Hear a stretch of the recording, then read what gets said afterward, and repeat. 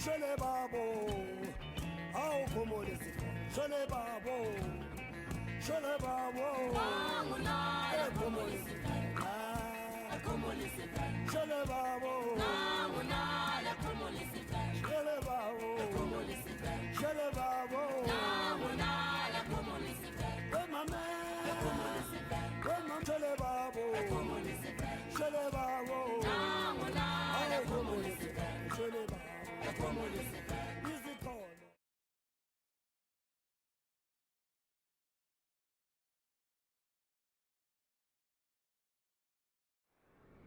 Just see, I missed the warning sign for the high-risk hijacking area.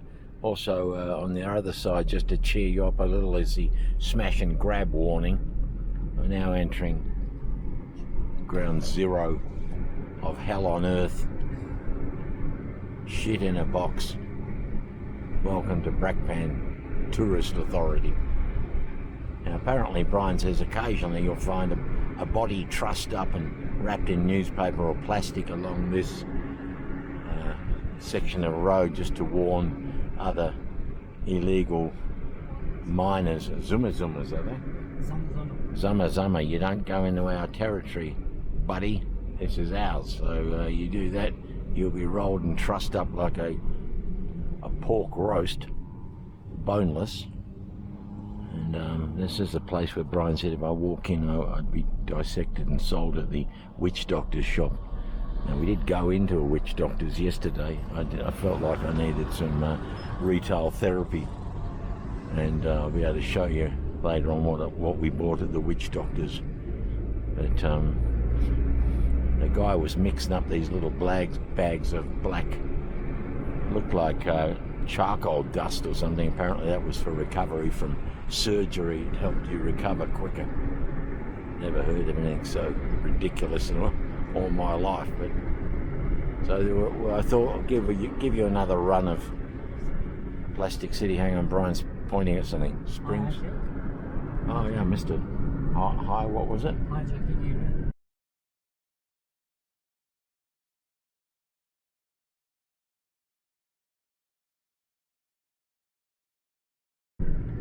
A hijacking area. We're now entering it. They're polite enough to tell you when you're going to be hijacked, rather than actually, you know, they could hide as trees, hide in these bushes, and when they see the hijackers they could arrest them, but that doesn't seem to be the way things work over here. We see some putrid black acrid smoke hovering over the Plastic City. Permanent plastic, I don't know what the hell for.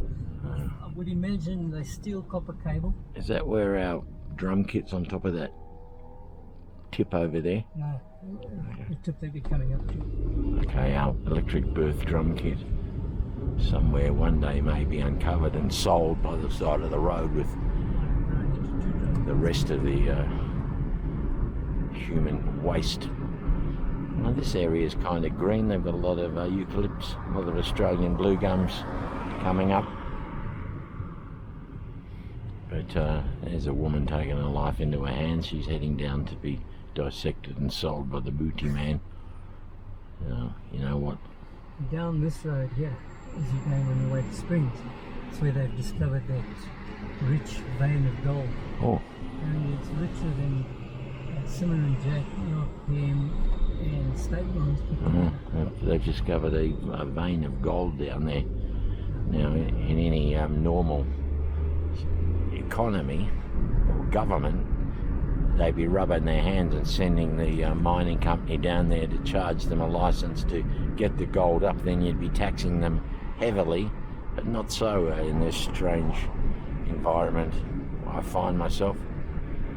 For some reason they let the illegal miners do it themselves, and they're probably on kickbacks, probably getting money to do nothing. I mean, they've got an army. You'd think that would be the one time you'd use your army to drive these scumbags into the sea, but apparently not. So I shortly will leave this country as confused as when I arrived. Nothing makes much sense. But So this here as well was a dump. Cleared it out, and just beyond that little ridge you can see the little shiny bits. Oh, right. Squatter camp. Yeah, squatter camp there. I was just sitting with the air conditioning on last night, enjoying the ambience of a fine meal and thinking that life wasn't too bad, and then remembering. That tip over there, see the distance there, that's where you find that took birth. Oh. Actually, that took birth camp. Okay. It's flat now. It used to be. Yeah. We used to roll the cars down that tip. It's now flat, so they've worked their way down. They probably worked 40 years down into it. So I'd say another 5 years and our drum kit could be exposed. What a story that would make. You just need then to pay off somebody to home invade the Gladstone Avenue house and set the kit up again in the Gladstone Avenue lounge room and break into some status quo. No, too suspicious. I should have flashed the money. Should have shown her the money.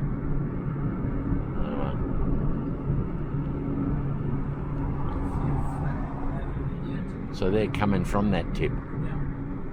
Okay. So this road used to go straight along and then into the circle. And then because you had this tip here and you had a company, EnviroServe, working the tip. Right. You see, the rubbish went in there and it got dug into the cyanide. Okay. So anyway, there was a lot of plastic, you know, heavy plastic bags and plastic shit. Plastic. And so we started a squatter camp here on the, that we're going to go through right now. We're coming through it again. This squatter camp jumped up over here because they were going across and pulling all the plastic out. Right. Whether with plastic drums, whether with plastic packets, plastic anything. They bring it out now. Kids selling unicorns. It's not all bad. And oh, come fuck's sakes, dude. What's going on? Are you driving or are you freaking... There is some amateur enterprise going on here. I sort of noticed there was a kid selling inflatable unicorns back there. Here comes the dust. Here comes the filth. You can smell the plastic. Oh, that black smoke. I can smell it now. It's burning plastic. I'll tell you what I suspect it to be. The steel copper cable, and the copper cable is in a plastic sleeve. You know. Ah, right. So that's how they get the copper out. Right. Melt the copper and they go in plastic. There's a man urinating on the garbage, so I think it's appropriate. Here we go. This is a section if you wanted to store your water, rain tanks. That's a section for rain tanks. There's a section here for toilets, tyres. We need to stop and ask any drum kits, Brian. Some car width. how the hell would the rubbish truck know what to pick up? Pick it all up, man. Pick it all up. There's the Billion Company. They're selling beef, chicken, up. There's some more unaccumulated, unsorted rubbish. There's some washing being done. There's the bottles. That's a plastic bottle section. There's Honda repairs.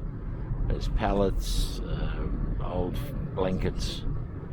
They're sorting, going through it. And there's some more takeaway shop. This side of the road is as bad as that side. Oh yeah, I should say the other side is just as bad, if not worse.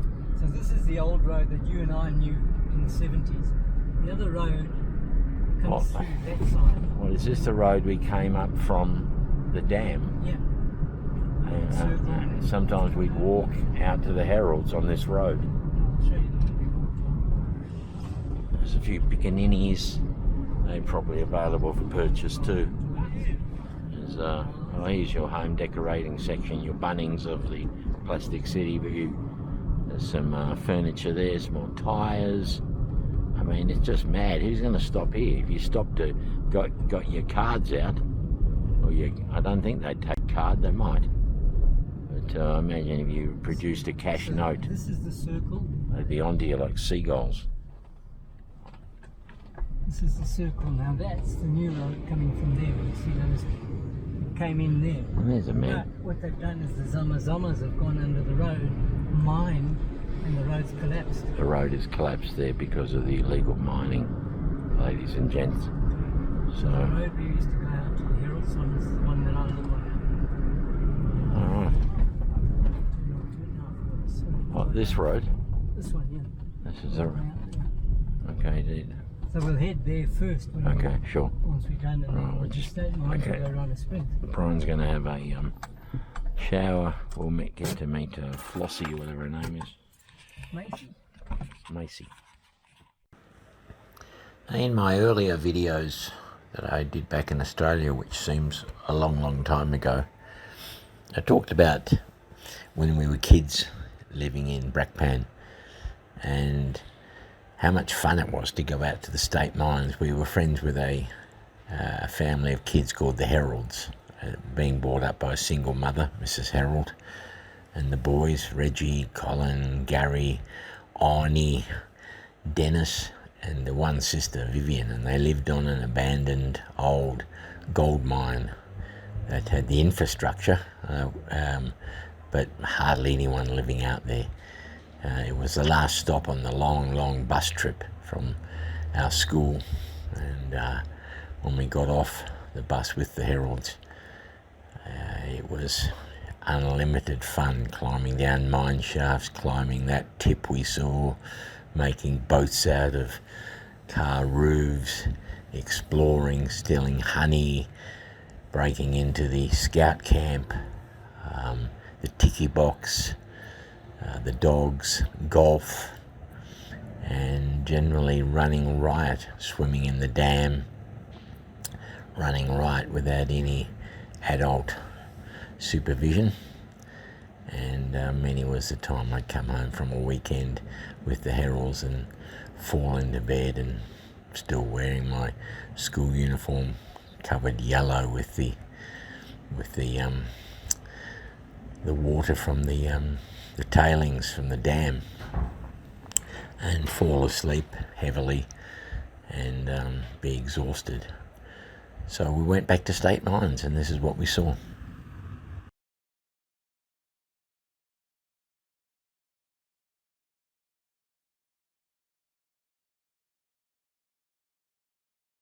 This road from the house down in Gladstone Avenue on our bikes, or my chopper bike. We'll just do that turn, Brian, Turn, you got it. down there.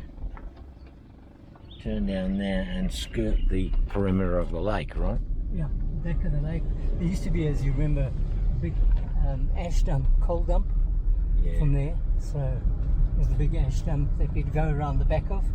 I'll show you where we came out. On our way to state mines, where all the fun took place. Happy. I mean, I've got to say, always maintained that Brakpan was a bit of a shithole, but state mines was fucking fantastic for kids to have fun at. Listen, he's got one leg. Did you see that? With his crutches. Is that bunny? All of this, see this place here that's busy playing.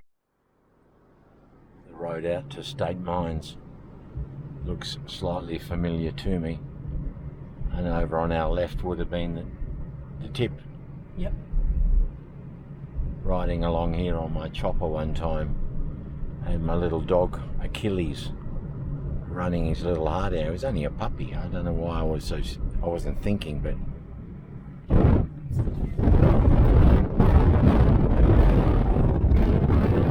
you can see the remains of a shop. I don't remember it actually, but yeah, Indians. Eskim thing. No, okay, I don't know. With all the mine water that's going around, that's why you've got these reeds going here. Can't see it too well here now. But behind this, Void played when there was a hall over here. If you remember it, a rec hall. They played the Eskim rec hall. Used to play it. A venue for Void. Yeah, I think they played 2 or 3 concerts here. Now this is the way the bus would have come on that long journey from Brakpan High or Brenthurst This is where the pump house was. Oh, this is where the pump house was. If you see the episode where I mentioned we broke the pump, it started spraying water up. Okay. And Remember that? Now this is new, but the road used to come along here. You'll see it over here. Remnants of the old road. And we go straight in there to State Mines in the back there. Well, that's where the Heralds lived the first time. No, second time. I'll show you where they stayed the first time. We used to get off the bus. Let's get off the bus somewhere. Oh, I'll show you where we got off the bus as well. I don't even know this too well. Now, this was mine manager's house. Down there. The golf course was along there. Down there. Oh, the golf course. Yeah. Okay, now I'm going to kind of coordinate myself a little. I'll show you where they were first. I thought this was the second place they lived. First, They lived there. number 15. Number 15, because this was a road around the back of the bowling club. Just get out You can for a actually second. You want, shall I pull out the road? Oh yeah, if you can. Oops. So we used to go into that. I'm getting too excited. I'm trying to tell 8 stories at once here. So yeah, so the first time we used to come, stayed here, and then they moved near Pitt, right? Yeah, and this is where Mrs. Herald worked in the kitchen or something here. So number 15 is very tidy.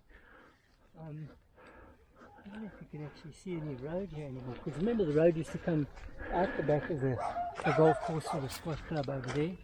And the bowling green. I see the bowling green still seem to be active. And the road would come out here and we would go, this is the road. Between the Heralds and Oh, that's right, yeah. then the Heralds lived on this side. Yeah. And when years later I moved in here. And we stayed here for a year.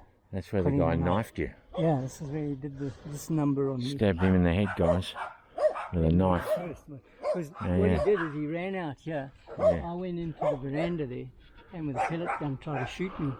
And then when we realised with a pellet gun, we took off and we ran into the golf course over there. Yeah, And we caught him just beyond those trees. And he fucking hit me with a knife. Now, way in the corner somewhere, the railway line used to go past. Yeah, around That's the back. where Brian and I were going to jump on the train and go down to Durban without knowing where the train was going. Yeah. In the meantime, I was going to Bumalanga there. Do you remember here somewhere? There was a mine we climbed down. Remember we used to climb down the shaft there in those trees. Maybe it's where that concrete bunker thing is. Yeah, I think that's it. They've covered it up with a concrete. There was a mine shaft we climbed down. Go Amazing. down the freaking shaft there, and that was, remember the squash courts over there and then the bowling club, but it was, the bowling club at that stage was hedged off. And sometimes we... There used to be like a bus stop here. Do you reckon that's the same house that's been rebuilt? No, same house, definitely. It's just been tidied up and Been painted. tidied And up and whatever, yeah. Yeah, these are all original. One of the things they did, which they ended up fixing up, remember it was corrugated roofing. So they just put tile on top of it, but obviously the trusses couldn't cope with it, and after about 10-15 years they started sagging. So then what happened is they had to fucking take the roofs off one by one and put tiles on, but take the corrugation off. So down here on the left was a ticky box. Yeah. We might go down to the ticky box. But yeah, we used to come out of there, go over to, if it was a night, if there was like a function or something, we'd creep over and you could listen to the music, Yeah. you could see them dancing. Yeah. Sometimes in the golf club they'd put their drinks on the, on the windowsills, and a little hand would come up and grab the drink. And Mrs. Herald was working there trying to maintain this tribe of children that used to bring home friends. So in here was where the old abandoned pool was for the state mines, and we put boards or planks down and rode our bikes in around the perimeter of the rim. So If I think of it, we were fucking pioneers. We started the first BMX parks. Yeah? We started BMX park. Willy Vanilli was made. Wow, it was Yeah. electric birthday for everybody. Willy. But you got to remember, this is now sort of a functioning community. You can see things are happening. But when we were here, it was like a ghost town. All the infrastructure had been abandoned. It was the old mine. The people that were living out here were sort of hangers-on from the old days of a functioning mine, and there was all this broken, derelict housing and infrastructure for kids to play in and cause mischief. Now I'm taking you.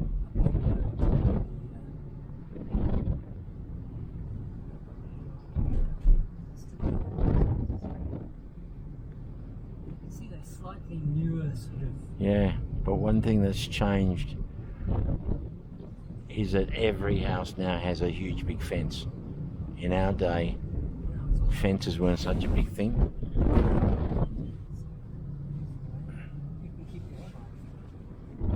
And most of them have, wires or electric fence, electric wiring, cameras, spikes. In our day, that wasn't such a big deal, although there was still broken glass put into brick walls to keep people out. There, and the Herald's there, and what was his name? Penning over here, Frank Penning. Yeah, and then Pitt lived here. You Wow. quite clever. You saw Pitt's place from the back. Yeah. So we used to. Oh. Yeah. Okay. Anyway, so that's the second place the Heralds moved into. After that place opposite the golf course. So my stories have got jumbled a little. We used to get off the bus. I thought we walked a little distance, but we must have got off. There was a bus stop directly outside their house. Their house, yes, up there. So it wasn't much of a walk from the bus, although I remember getting off the bus and walking a bit of a distance to the house. But The second house we would have, I think, it was in the crescent here somewhere. We would have yeah. because then the bus would come down. Yeah. You have to go to it. And So we're talking about 51 years ago, I'd say, maybe even 52 years ago. A bloody long time. But yeah, it was amazing. I saw the back of Pitt's house and recognised you it. recognised it, boy. Because he had like a little man bar out in the back. Yeah. He had a little man cave. And he bought Jenny Blackstock's brother, Brian, and me back one time from a party. We went into his little man cave, and I think he got a bit suggestive, but I don't know. He did the same with Rose as well. Yeah, you okay? What I want to do is I want to go along there, where the mine manager's house is. Yeah. Down